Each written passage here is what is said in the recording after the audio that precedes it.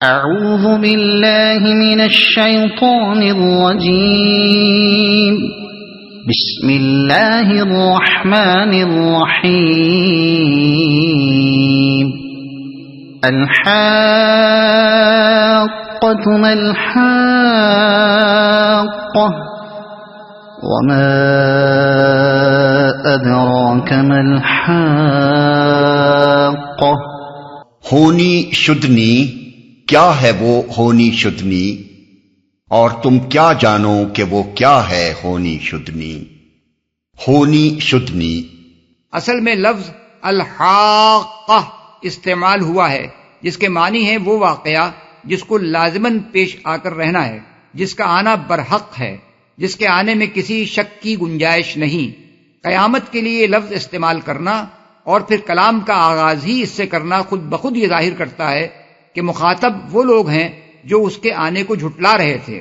ان کو خطاب کر کے فرمایا جا رہا ہے کہ جس چیز کی تم تکذیب کر رہے ہو وہ ہونی شدنی ہے، تمہارے انکار سے اس کا آنا رک نہیں جائے گا۔ وہ کیا ہے ہونی شدنی؟ یکے بعد دیگرے یہ دو سوالات سامعین کو چونکانے کے لیے کیے گئے ہیں تاکہ وہ بات کی اہمیت کو سمجھیں اور پوری توجہ کے ساتھ آگے کی بات سنیں۔ كذبت ثمود وعاد بالقارعة فأما ثمود فأهلكوا بالطاغية۔ سمود اور عاد نے اس اچانک ٹوٹ پڑنے والی آفت کو جھٹلایا تو سمود ایک سخت حادثے سے ہلاک کیے گئے۔ سمود کفار مکہ چونکہ قیامت کو جھٹلا رہے تھے اور اس کے آنے کی خبر کو مذاق سمجھتے تھے، اس لیے پہلے ان کو خبردار کیا گیا کہ وہ تو ہونی شدنی ہے، تم چاہے مانو یا نہ مانو وہ بہرحال آ کر رہے گی۔ اس کے بعد اب ان کو بتایا جا رہا ہے کہ یہ معاملہ صرف اتنا سادہ سا معاملہ نہیں ہے کہ کوئی شخص ایک پیش آنے والے واقعے کی خبر کو تسلیم کرتا ہے یا نہیں، بلکہ اس کا نہایت گہرا تعلق قوموں کے اخلاق اور پھر ان کے مستقبل سے ہے۔ تم سے پہلے گزری ہوئی قوموں کی تاریخ شاہد ہے کہ جس قوم نے بھی آخرت کا انکار کر کے اسی دنیا کی زندگی کو اصل زندگی سمجھا اور اس بات کو جھٹلا دیا کہ انسان کو آخر کار خدا کی عدالت میں اپنا حساب دینا ہوگا، وہ سخت اخلاقی بگاڑ میں مبتلا ہوئی، یہاں تک کہ خدا کے عذاب نے آ کر دنیا کو اس کے وجود سے پاک کر دیا۔ آفت اصل لفظ القارعہ ہے۔ قرع عربی زبان میں ٹھوکنے، کوٹنے، کھڑکھڑا دینے اور ایک چیز کو دوسری چیز پر مار دینے کے لیے بولا جاتا ہے۔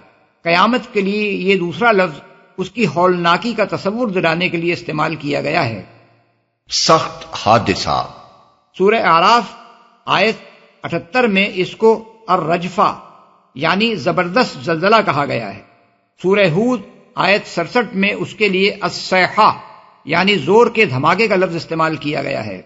سورہ حامیم السجدہ آیت نمبر 17 میں فرمایا گیا ہے کہ ان کو صاعقۃ العذاب یعنی عذاب کے کڑکے نے آ لیا، اور یہاں اسی عذاب کو الطاغیہ یعنی حد سے زیادہ سخت حادثے سے تعبیر فرمایا گیا ہے۔ یہ ایک ہی واقعے کی مختلف کیفیات کا بیان ہے۔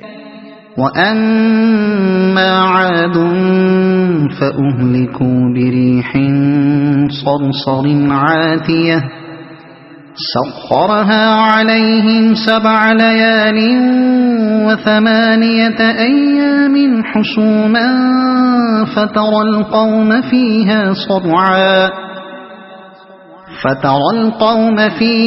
صرعا كأنهم أعجاز نخل خاوية فهل ترى لهم من باقية۔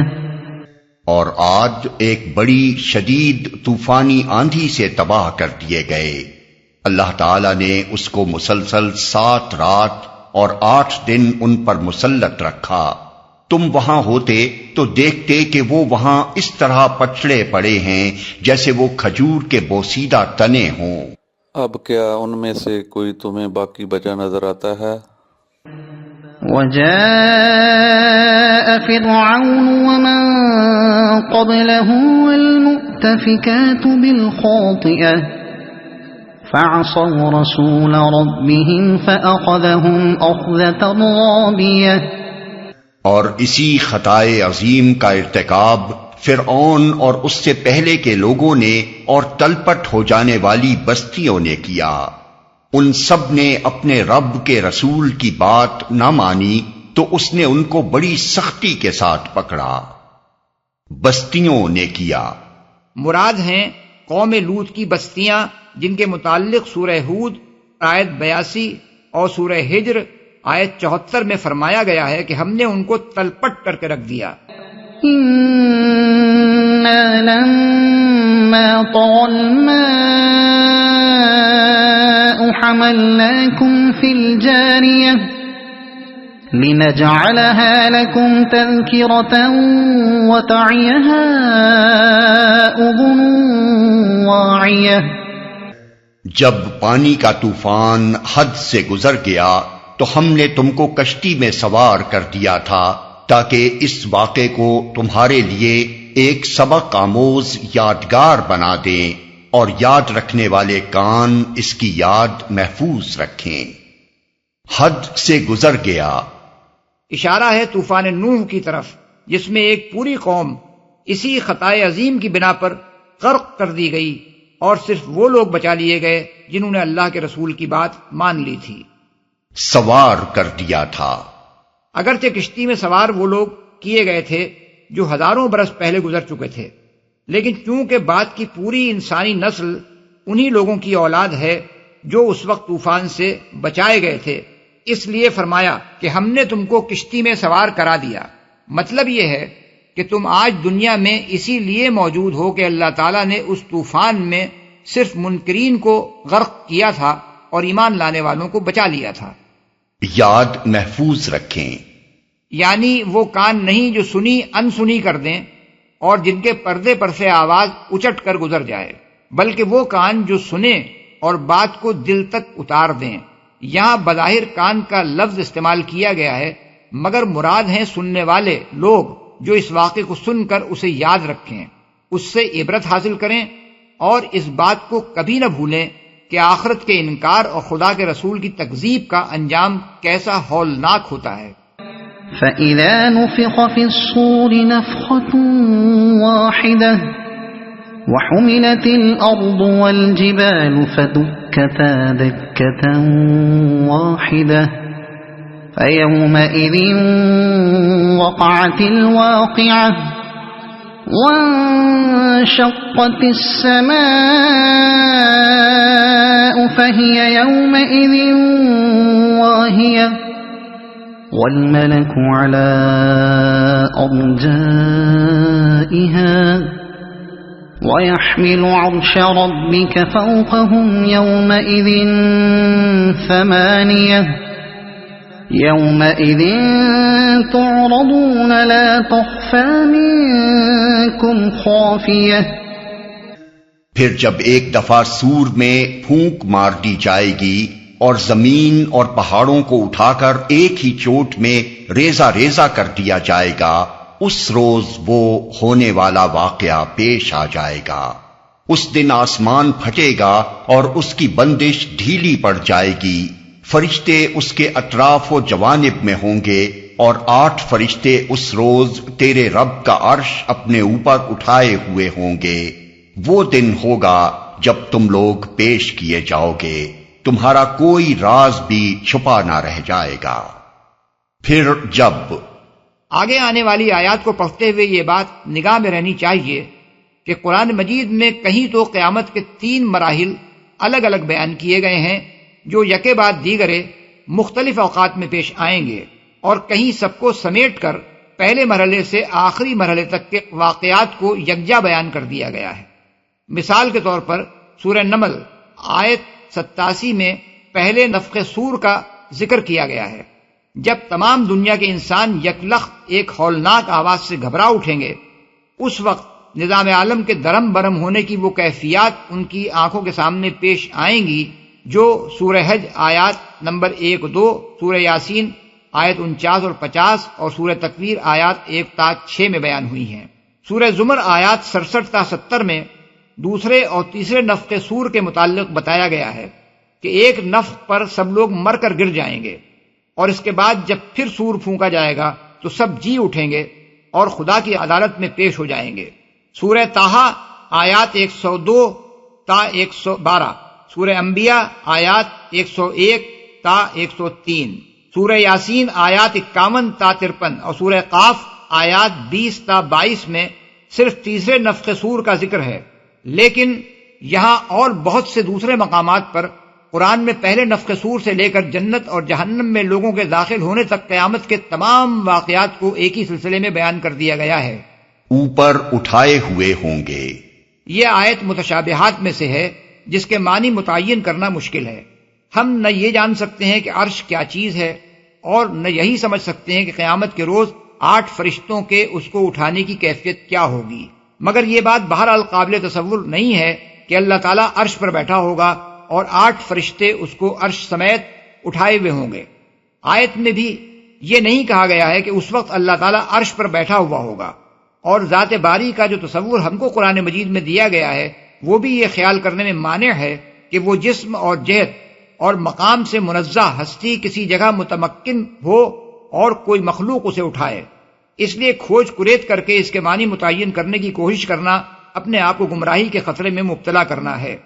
البتہ یہ بات سمجھ لینی چاہیے کہ قرآن مجید میں اللہ تعالیٰ کی حکومت و فرما روائی اور اس کے معاملات کا تصور دلانے کے لیے لوگوں کے سامنے وہی نقشہ پیش کیا گیا ہے جو دنیا میں بادشاہی کا نقشہ ہوتا ہے، اور اس کے لیے وہی اصطلاحیں استعمال کی گئی ہیں جو انسانی زبانوں میں سلطنت اور اس کے مظاہر اور لوازم کے لیے مستعمل ہیں، کیونکہ انسانی ذہن اسی نقشے اور انہی اصطلاحات کی مدد سے کسی حد تک کائنات کی سلطانی کے معاملات کو سمجھ سکتا ہے۔ یہ سب کچھ اصل حقیقت کو انسانی فہم سے قریب تر کرنے کے لیے ہے، اس کو بالکل لفظی معنوں میں لے لینا درست نہیں ہے۔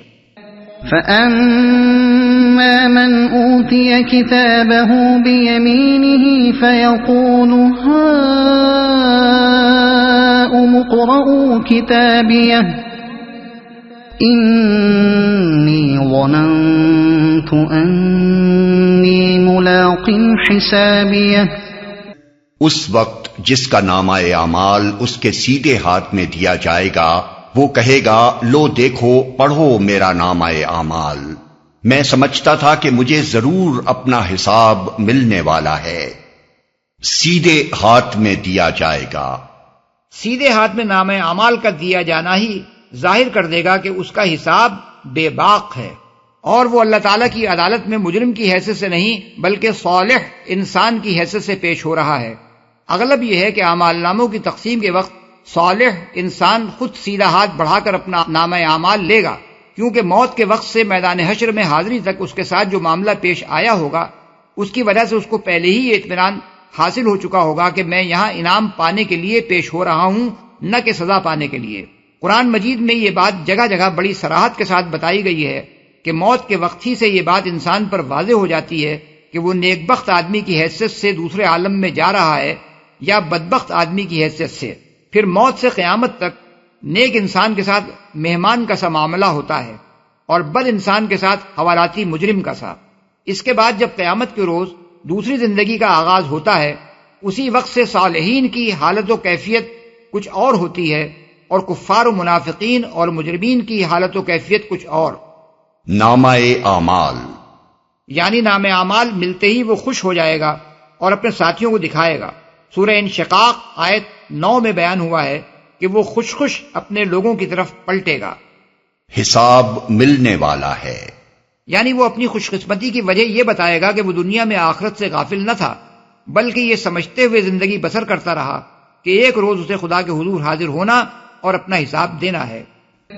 فَهُوَ فِي عِيشَةٍ رَاضِيَةٍ فِي جَنَّةٍ عَالِيَةٍ قُطُوفُهَا دَانِيَةٌ كُلُوا وَاشْرَبُوا هَنِيئًا